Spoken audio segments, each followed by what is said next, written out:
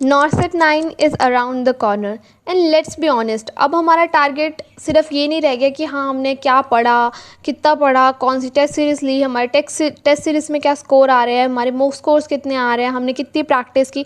अब ये सब मैटर नहीं करता इतना। अब जो मेन क्वेश्चन हमारे दिमाग में है या मेन जो हमारे दिल में कन्फ्यूजन ये है कि will you score enough to clear the cutoff of Norset 9 prelims and get into the Norset 9 mains, because prelims का कट ऑफ क्लियर करने के लिए आपको सिर्फ सिलेबस ही पता होना ज़रूरी नहीं है, आपको ये भी पता होना चाहिए कि आपको कितने क्वेश्चंस अटैम्प्ट करने हैं, कितने क्वेश्चंस पे आप रिस्क ले सकते हैं, ताकि आप शॉर्ट एकदम अच्छे परसेंटाइल से कट ऑफ क्लियर कर लें। ठीक है, सो समटाइम्स क्या होता है गाइज, हमने 90% ऑफ सिलेबस पढ़ रखा होता है, 90 या 100% सिलेबस पढ़ रखा होता है, आपको सब कुछ पता है सिलेबस का, but the only thing that you don't know is how many questions to attempt, what should be your target score. उसमें आप ओवर अटेम्प्ट कर लेते हो या अंडर अटेम्प्ट कर देते हो, या तो ठीक है ओवर अटेम्प्ट कर लेते हैं कि भाई क्या होगा, कितनी नेगेटिव हो जाएंगे, आ जाएगा, फिर नेगेटिव मार्किंग आपको मार लेती है। जब आप अंडर अटेम्प्ट करते हो इस डर में कि यार नेगेटिव ना हो जाए, तो आपको वो स्कोर ही आपने उतने करके ही नहीं आए हो कि आप कट ऑफ क्लियर कर पाओ। सो इसलिए I don't want that happening to you. So in this video I am going to analyze the cutoff pattern of Norset 6, Norset 7 and Norset 8 and उस pattern के basis पे मैं आपको बताऊंगी what percentile you should target on and what should be your target score and how many questions you have to attempt and what would be the expected cutoff for Norset 9. देखो जो cut off होती है या percentile होती है ना, वो बहुत फैक्टर्स पे भी डिपेंड होती है, डिफरेंट फैक्टर्स होते हैं। सबसे पहला फैक्टर तो ये होता है कि क्वेश्चन पेपर का डिफ़िकल्टी लेवल कैसा है, ठीक है, और उस डिफ़िकल्टी लेवल पे आपके जो फेलो टेस्ट टेकर्स हैं, जो जितने भी लोग नॉर्सेट 9 का एग्ज़ाम देने बैठे हैं, उन्होंने कैसा परफॉर्म किया, उस पर मेन परसेंटाइल बनती है आपकी। ठीक है, तो बट फिर भी this is the expected cut off and I am telling you the short cut off marks, मतलब चाहे पेपर डिफ़िकल्ट आओ ईजी आए, ठीक है, दैट अगर आपने उतने मार्क्स स्कोर कर लिए हैं ना जितने मैं आपको बता रही हूँ, तो आपका पक्का प्रीलिम्स का कट ऑफ क्लियर हो जाएगा। ठीक है, so stay with me till the end because I am going to tell you everything. Let's get into the video. Hello everyone, welcome back to my channel. It's Ananta Chandel and I have cracked Norset and other central government exam in my very first attempt and without coaching and got a rank under 100, and I'm here to help you do the same. So today I'm going to tell you how much questions you have to attempt in Norset prelims so that you can clear the cutoff and get into the Norset mains. So Norset 9 mains, I'm going to tell you what percentile you should target on, what should be your target score in terms of marks, and how many questions you should attempt. So let's just not waste our time and get into the video. So guys, first thing first, सबसे पहले ground reality आपको पता होनी चाहिए कि जो cut off AIIMS ने decide किया है वो क्या है। तो सबसे पहले एम्स ने ये कट ऑफ डिसाइड किया है कि नॉर्सेट प्रीलिम्स में जो यूआर होंगे, ठीक है, वो 50 परसेंटाइल उनका मिनिमम होना चाहिए, that is essential criteria. Okay, वो मिनिमम होना चाहिए for general category and EWS, and for SC category scheduled caste it is 45 percentile and for ST category it is 40 percentile. Okay, and in ये है हमारा general criteria AIIMS का। But ये मत सोचिए कि 50 परसेंटाइल आ गई तो आपका क्लियर है, नहीं, बिकॉज नॉर्सेट में क्या होता है, जो एम्स दिल्ली है वो सिर्फ जितनी सीट्स होती हैं ना उसके 5 टाइम्स लोगों को बुलाते हैं फॉर नॉर्सेट मेंस। ठीक है, तो अगर उनके पास 100 सीटें हैं ना, मैं आपको एग्जांपल दे रही हूँ, ठीक है, जस्ट एग्जांपल, अगर उनके पास 100 सीट्स हैं, 100 सीट्स की रिक्वायरमेंट है, तो वो 500 कैंडिडेट्स को बुलाएंगे, 5 टाइम्स ऑफ एवरी कैटेगरी। ठीक है, let's just get into the main point.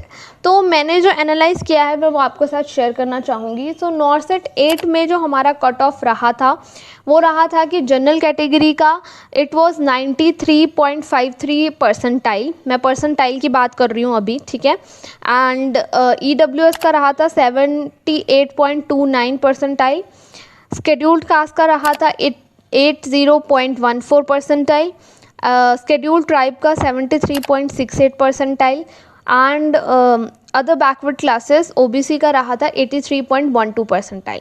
ठीक है, और नॉर्सेट 7 एंड 6 का भी मैंने एनालाइज किया, तो उनका भी मैं रेंज में आपको बता देती हूँ, ठीक है। यूआर का कहीं ना कहीं 93 to 95, 96 परसेंटाइल तक का कट ऑफ गया था। ओबीसी का 87 से लेके समवेयर अराउंड 90 परसेंटाइल तक गया था। ईडब्ल्यूएस का it always ranges between the 77 percentile to 85 and 86 percentile. And scheduled caste का भी हमेशा 85 परसेंटाइल से 90 या 89 परसेंटाइल तक रहा है। एसटी कैटेगरी का रहा है हमेशा 80 परसेंटाइल से लेके 84 परसेंटाइल तक, ठीक है। So these are the percentile की जो मैं एक्सपेक्टेड परसेंटाइल कट ऑफ बताने जा रही हूँ अब ये नॉर्सेट 9 का, ठीक है। ये मैंने तीनों नॉर्सेट को एनालाइज करके बनाया। It is very tentative because अभी तक कोई हमें क्वेश्चन पेपर नहीं पता कैसा सेट हुआ है, कितने टेस्ट टेकर्स हैं, अभी हमें कुछ वो चीज़ इन्फॉर्मेशन नहीं पता, वो सब इन चीज़ों पे डिपेंड करता है, ठीक है। ये मैं जस्ट एक्सपेक्टेड बता रही हूँ, टेंटेटिव एक्सपेक्टेड। तो बट इससे अभी मैं आपको एक्सपेक्टेड परसेंटाइल बता रही हूँ ना, इससे ज़्यादा परसेंटाइल तो नहीं होगी, कम भले हो सकती है, ठीक है। तो for general category, unreserved category, you can target on 95 plus percentile, ठीक है। For EWS you have to target around 86 plus percentile, ठीक है। For OBC you have to target for 90 plus percentile, and for scheduled caste they have to target for 88 plus percentile, and for scheduled tribe they have to target for 85 plus percentile। अब ये मैंने बहुत ही max range पे ले लिए हैं, इससे ज़्यादा कट ऑफ नहीं होगा, मतलब safest zone that I am telling you, okay.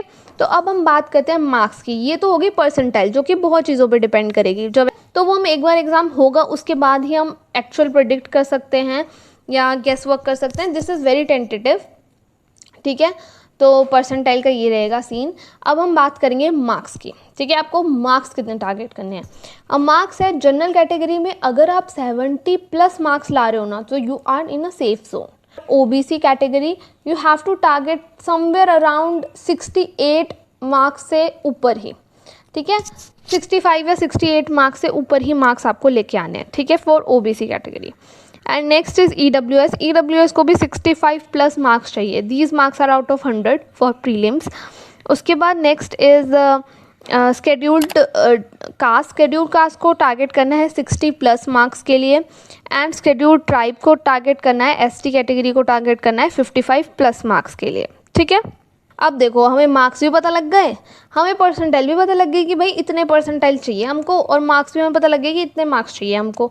But भैया हमको इतनी कैलकुलेशन नहीं बिठानी अपने दिमाग में, हमें बस सिंपल सा ये बताओ कि हम कितने क्वेश्चन करके आएँ सही, कि हमारा शॉर्ट सिलेक्शन हो जाए और हमारा कट ऑफ लिस्ट में नाम आ जाए भाई, ठीक है। तो guys don't worry, I am there for you. तो अब मैं आपके लिए कैलकुलेशन करके लाई हूँ, तो मैं अब आपको बताने जा रही हूँ कि आपको कितने क्वेश्चंस अटेम्प्ट करने हैं, ठीक है। तो देखो अब 100% एक्यूरेसी किसी की नहीं होती कि भाई बंदा बोले कि मैं 90 क्वेश्चन अटेम्प्ट करके आया हूँ तो मैंने 90 सही होंगे, ठीक है। कभी भी ऐसा नहीं होता, नॉट एट ऑल पॉसिबल। कोई भी एक बंदा ऐसा नहीं होगा जिसके 0 नेगेटिव्स होंगे। नेगेटिव्स होते ही हैं, चाहे आप कितनी भी कोशिश कर लीजिए, नेगेटिव जाएगा ही जाएगा, कुछ ना कुछ नेगेटिव में जाएगा। कभी कभी इस वजह से भी नेगेटिव हो जाता है कि हमें लगता है कि वो चीज़ सही है, या हमने जहाँ से पढ़ा, मे बी हमने जिस बुक को फॉलो किया, या हमने जिस टेक्स्ट बुक को फॉलो किया, या जिस कोचिंग से हमने पढ़ा उसने हमें यही पढ़ाया था कि ये सही आंसर है। बट एम्स उस प्रोटोकॉल को नहीं मान रहा है, या एम्स का अलग प्रोटोकॉल है उसमें अलग आंसर है, ठीक है। तो कभी कभी उस चीज़ से भी क्लैश हो जाते हैं, ठीक है, बिकॉज एम्स कभी भी अपना आंसर की डिस्क्लोज नहीं करता है, ठीक है। तो इसलिए बहुत सारे चीज़ें तो उसी में ही वो बरीड रह जाती हैं, ठीक है। तो सबसे पहले मैं बात करूँगी जनरल कैटेगरी के लोगों के लिए। तो जनरल कैटेगरी के लोगों के लिए you should target on attempting at least 85 questions, 85 to 90 questions आपको टारगेट रखना है अटेम्प्ट करने के लिए। क्योंकि देखो अब मैं इस चीज़ को भी, मैं इसमें 15 क्वेश्चन ऐसे ले रही हूँ जो आपको श्योर नेगेटिव में जाएंगे, बिकॉज आप लिवरेज लेनी पड़ती है, ठीक है, इतनी तो, ठीक है। 15 क्वेश्चन जो हैं आपके नेगेटिव होते हैं, हो सकते हैं, लेके चलो कि 15 तो नेगेटिव होंगे ही होंगे। अगर 15 नेगेटिव हो भी जाते हैं और आपने 90 क्वेश्चंस अटेम्प्ट किए हैं, तब भी आपका स्कोर जो है वो 70 प्लस है, 70 से ऊपर ही आपके मार्क्स, तो आप सेफ रेंज में हैं तब भी, ठीक है। तो आपको somewhere around 85 to 90 questions attempt करने चाहिए, ठीक है। और उसके बाद बात करेंगे हम ओबीसी कैटेगरी के लिए। तो ओबीसी कैटेगरी को अराउंड क्वेश्चन अटेम्प्ट करने चाहिए 80 to 85। This is same for OBC OBC SC category and EWS category. तो इन तीनों के लिए सेम ही क्राइटेरिया है कि आप, ठीक है। बट देखो, ये कोई हार्ड एंड फास्ट रूल नहीं है कि अगर मैंने आपको बोल दिया आप 85 क्वेश्चन अटैम्प्ट करके आओ, 90 क्वेश्चन अटैम्प्ट करके आओ, आपको नहीं भी आ रहा तब भी आप कर रहे हो। नहीं नहीं नहीं नहीं, ये मैं नहीं बोलना चाह रही कि आपको नहीं आता फिर भी आप ये क्वेश्चन अटैम्प्ट करके आओ, इतने तो करके ही आने पड़ेंगे, नहीं तो नहीं होगा। आप फालतू का गेस वर्क मत करना वहाँ पे, ठीक है। बैठ के वहाँ पे आपको आ रहे हैं क्वेश्चंस, तो मैं ये बोल रही हूँ, तो आप ज़्यादा रिस्क मत लीजिए। अगर आपके 85 या 90 क्वेश्चंस अच्छे से बन रहे हैं तो दैट इज़ वेरी गुड।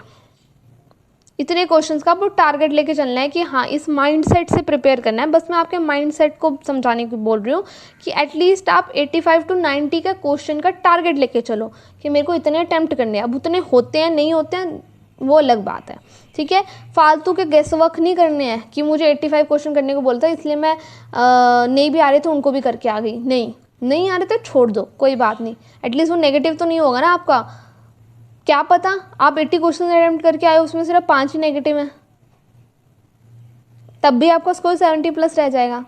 तो that is the thing, okay. जिस पे आपको डाउटफुल है और आप यू आर 80 टू 90% श्योर कि ये आंसर है, वो अटेम्प्ट करना, ठीक है। बस नेगेटिव्स भी कंट्रोल में लेने हैं। आपको टारगेट लेके चलना है कि मैं 20 से ज़्यादा नेगेटिव मेरे नहीं होने चाहिए, ठीक है। वैसे 15 का टारगेट लो, बट कभी कभी 15 तो 10 तो ऐसे हो जाते हैं जो हमें पता भी नहीं होते कि हमारे नेगेटिव हैं, ठीक है। इसलिए मैं 20 बोल रही हूँ कि आप 15 या 20 का टारगेट लेके चलो कि इससे ज़्यादा मेरे नेगेटिव नहीं होने चाहिए। ST category they have to attempt like 75 to 80 questions, okay, that is well and good for them.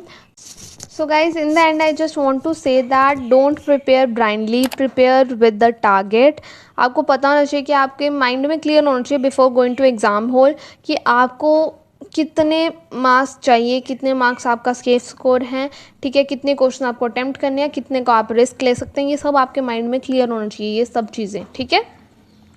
So this is it for the video guys, and if you find this video helpful, please don't forget to subscribe to my channel. 70% of my audience has not subscribed to my channel, so please guys, please subscribe to my channel and like, share with your friends, those who are preparing for NARCET 9 or any other central government exam. Maybe they will find it helpful. So please guys, don't forget to subscribe to my channel, free का है, कर दो guys please। Comment down below if you are facing any problem in your preparation journey and you want me to make a video about something, then you can always comment down below. I'm always there for you guys. I'll always read your comments and reply back. And guys, if you want me to make a video on how to manage your time in the exam hall while attempting the exam, please comment down below time management. I'll surely make that video soon. It will be uploaded by Wednesday or Friday.